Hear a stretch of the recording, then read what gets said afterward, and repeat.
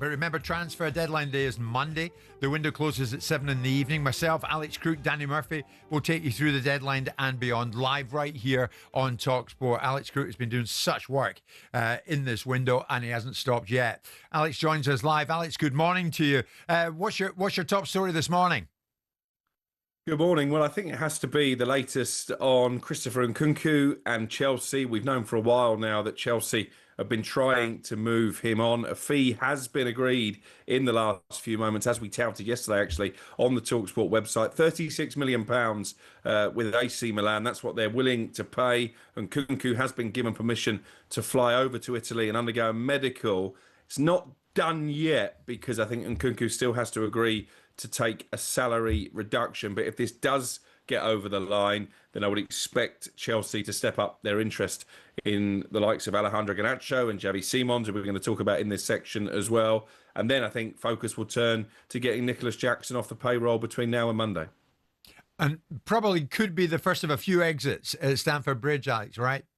Absolutely. There's been a lot of talk about Manchester United's so-called bomb squad this summer. Chelsea have got one of their own, and it includes quite a few experienced England internationals, the likes of Ben Chilwell and Raheem Sterling. I reported a couple of weeks ago 3 London clubs interested in Sterling: Fulham, Crystal Palace and West Ham. Of course, he played under Graham Potter at Chelsea. My understanding is that their relationship remains strong. I can see the attraction with a move to Fulham along the King's Road and the chance to go and play for Marco Silva. There has also been a suggestion that 1 or 2 Turkish clubs and those in Saudi Arabia are interested in Raheem Sterling, but I think his preference is to stay in the Premier League and to stay in London. I'm going to be fascinated, Jim, to see the makeup of this deal, because you'll remember well, we were on last deadline day, this time last year, and that Raheem Sterling deal to Arsenal came out of nowhere on the very afternoon the window was going to close, and that was because Chelsea ended up paying the bulk of his salary. I wonder if they might have to do the same again. Okay, you mentioned Graham Potter. These days at West Ham, are they getting anybody in? They're close to something now, are they? Yeah, they are, and I think it's a key area of the pitch for West Ham. To me, they've had legs in midfield for a while now, certainly at the start of this season, which has been obviously really poor for West Ham. They've got the boy Magassa coming in from Monaco. We spoke about him yesterday. But more significantly for me, a fee now agreed with Southampton for Mateus Fernandes, £38 million up front, £4 million in add-ons. He's already in London undergoing his medical. This is a very talented player, one of the shining lights for Southampton last season. There weren't many, it should be said. Did really well in Portugal under one Ruben Amorim at Sporting before that. So I think this could be a very decent signing for West Ham in an area where they are really short. Alex, bringing us that news, Simon. I mean, having said that, it won't get the critics off David Sullivan's back, will it? 38 million plus another 2. So well, you've got to be 40 million plus. Well, I think David Sullivan is cut from a particular cloth. He's quite hard-faced about it, and he'll be hard-faced about this. And he's not. His job is not to be popular with the fans. His job is to ensure that the football club is operating at a level of success that maintains what he wants through it, in the same way as trying to achieve it for the fans. He won't be bothered. I promise you, with Sullivan, he won't be bothered what a group of West Ham fans say about him. Yeah. Alex, what are we hearing about Tottenham trying to hijack some of the business Chelsea are trying to do?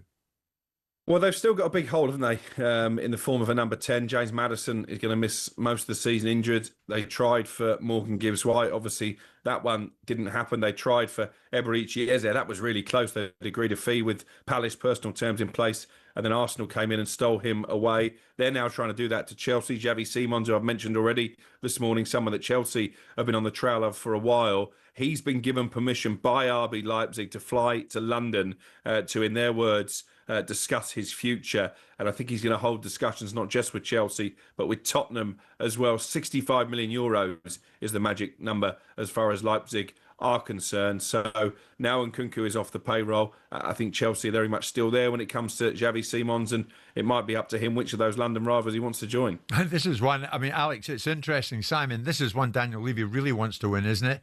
Because they made a move, a big one for Morgan Gibbs-White, didn't get him out of Forest. And more recently, of course, we know what happened with Eberechi Eze.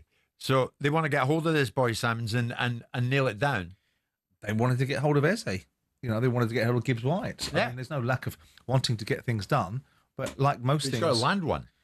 Absolutely. And we're in an outcome business. But, I mean, Daniel will be pragmatic about the way that he does things. He's not going to change. There's nothing about Daniel Levy that's going to change He's not going to change the way he does business. He's not going to change the fact that all of a sudden, because he didn't land this player or he didn't land that player, I think he's got a manager in place that he likes and would work with quite well.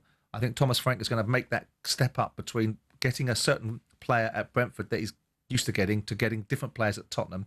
The interesting thing in their relationship is when Thomas Frank stops thinking like a Brentford manager and starts thinking like a Tottenham manager or managing a big six football club, supposedly, and starts to demand things of his owner rather than go, oh, well, we tried. Okay, well, I'm used to not getting big players.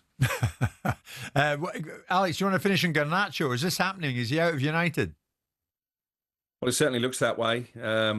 Although maybe some Manchester United fans this morning will be thinking Garnacho should stay and maybe more spotlight should be on the manager. But obviously that relationship broke down at the end of last season. Chelsea have always been there lurking in the background. United's asking price throughout this summer window has been as high as £50 million. We were told last night by sources close to Chelsea, they think a deal can be done for nearer £35 million with add-ons. And that seems cheap, doesn't it, for a player who at one stage under Eric Ten Hag was very much a key man for Manchester United. It will be 100% profit in terms of PSR for United. It's another one of those players that Amorim doesn't want that's going out the door. But I think there'll be disappointment amongst the fan base if he goes for as little as £35 million when you look at some of the fees that have been splashed out already this summer by Premier League clubs. That should be the least of their concerns, Man United fans, how much they do and don't get for a player. Garnacho's a little runt, isn't he? Running around with an attitude that I would be glad to see the back of if I was a Man United fan. I mean, wanting to be cheered but not celebrated because the fans didn't celebrate him. We got all upset about that. And running around with Aston Villa shirts on, poking his nose up at the Rashford situation. Yeah, but Chelsea, the people at the top at Chelsea are no mugs. They must see something in him. Well, yeah, I guess they must do. They saw something in Jadon Sancho as well. They couldn't get him back fast enough, could they? He's on one this morning, Alex, as you might gather. Alex, looking forward to working with you on Monday. Alex back tomorrow, though, between 10 and 1 live in talkSPORT. And as I say, transfer deadline day itself, Monday. The window closes at 7 this time around. I always worked really late at Sky, and of course, you had no sympathy whatsoever for me doing that. Myself, Alex, and Danny Murphy, who was magnificent in this show yesterday. It was very good. We'll take you through the deadline, beyond it as well, all live on talkSPORT. On AM, on DAB, via the talkSPORT app and on your smart speaker. talkSPORT.